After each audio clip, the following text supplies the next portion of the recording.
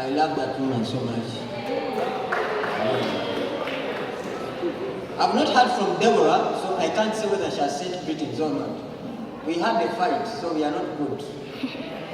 Praise the Lord. My wife and I traveled to Mbara recently, and we spent a week there. And we spent a week there. And everyone called to check on us, and Deborah did not call, so maybe that. Amina. Okay, I want to talk about rebuke, and I'm talking about something that you don't like. But I want to talk about rebuke. Let me tell your neighbor, rebuke. Now, if you have been in life enough, you know that there has to be certain things that are set before you. If you're going to live a life that is exemplary, listen to me for these 2 minutes that I have, and then I'll be done. Now, rebuke is one of those systems that God has put in the world to make sure that you achieve whatever He has in store for you. Because without people that are going to point you to the direction that you are supposed to go, it is very easy to leave the things that God has destined you to live. So, therefore, you need people in your life that are not going to entertain your emotions. Can I say that again one more time? Yes. You need people in life that are not going to entertain your emotions.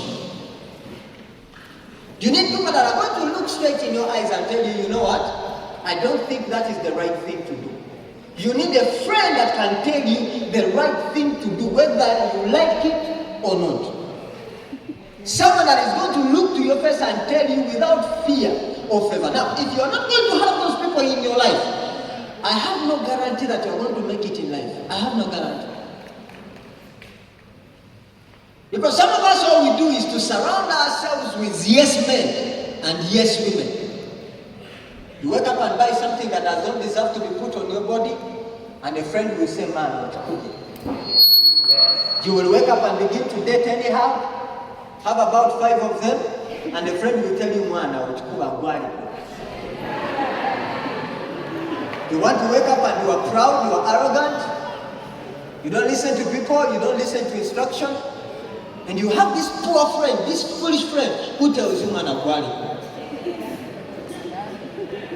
are not reading your books, you are not waking up, you are not doing your revisions, you are sleeping in class, and someone is telling you, Gwari.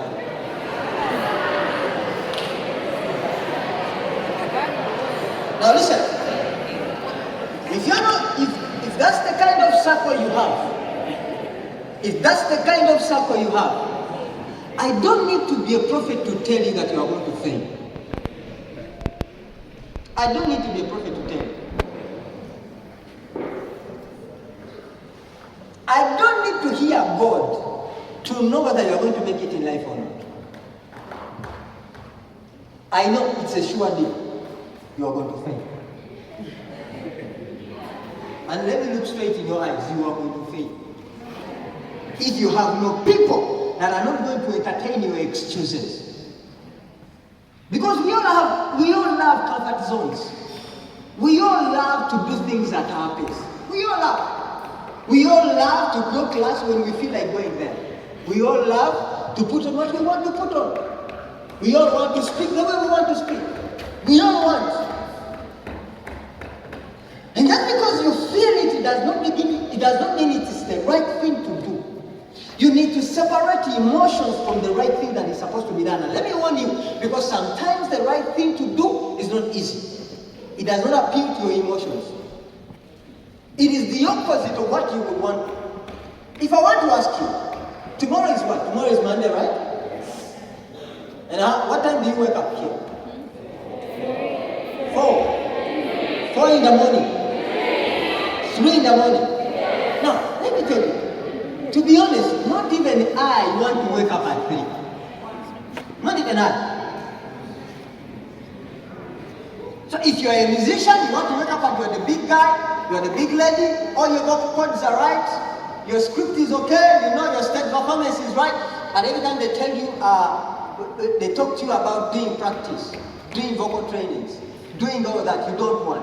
And yet you are sure you will wake up and a miracle will fall on your life. and you wake up and you are the snatch of Uganda, I guarantee you will not be. You will not be.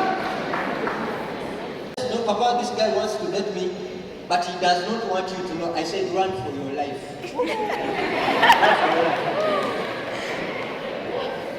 Because you know, guys are game players. By nature, they are game players. For them, they are driven by winning. And because they are game players, they want to date you and nobody knows, so they can date someone else and nobody knows. So they keep you in the circle there. What are they after? They want to go back in their club and say, guys, I have 3 of them. Because so nobody wants to be accountable. Nobody wants to be committed. Nobody wants to be committed. And if that's going to be your life, I told you already, I don't need to be a prophet to know that you're not going to make it in life. Now you are assuming you are going to just wake up and you have hit the target. You are assuming that you are going to just wake up and your wedding is done, you have a ring on your finger. You are assuming you are going to wake up and you are the guy everyone is talking about. It is not going to come that way. You need this, you need a lot of things. One of them that you need is the thing called rebuke. You need to make peace with rebuke.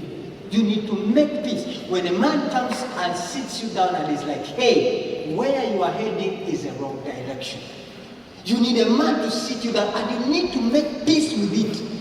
You need to shake hands with the man that tells you that is wrong and tell him, thank you, I didn't know. You need someone to sit you down and tell you, hey, the way you are doing things is not how you ought to do them. You need to change how you think about life. You need to change how you dress. You need to change how you talk. Because if you're going to be opposite to where you're going, you are not going to get there. You're not going to get there. So you need to make peace with rebuke. And let me tell you one thing about rebuke that you don't understand.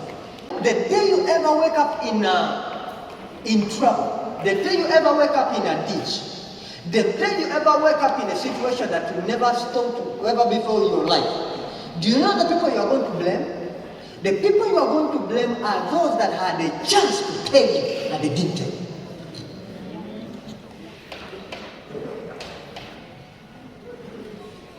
And should you ever wake up in a life that you thought that you wanted to have, that you desired you have, do you know the people you are going to look up to and thank them?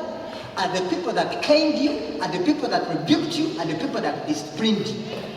Then it will make sense. Listen, then it will make sense that for me to get there, all I needed was not a yes. Sometimes I needed a no. So for us that are going to rebuke you, and let me tell you, by the way, do not bother yourself with people, whether they are going to like you or not. You are not here to be liked. You are here to be appreciated.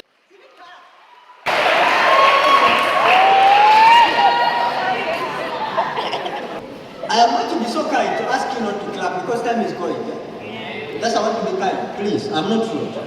I want you to put Proverbs 9:8 for me on the screen as we go there. And then also put, then write somewhere Proverbs 38 and 23. Listen, when the day you ever wake up and you are in a trouble, in some sort of life that you never wanted to be in, let me tell you, the people you are going to blame are those that had the chance to speak into your life, but they only motivated you into foolishness. I told you, you are not here to be liked. You are here to be appreciated. At the end of the day, you want someone to feel appreciative of what you did in their life. Me as a person, I never want to be in someone's life if I'm not going to benefit them. I never want. I don't know how many times I've sat Deborah down and I'm like, Deborah, if I am not benefiting your life, find a man that can speak in your life. Find a man. If I notice that I've been in your life 1 year, 2 years, and you still have your funny attitude about life,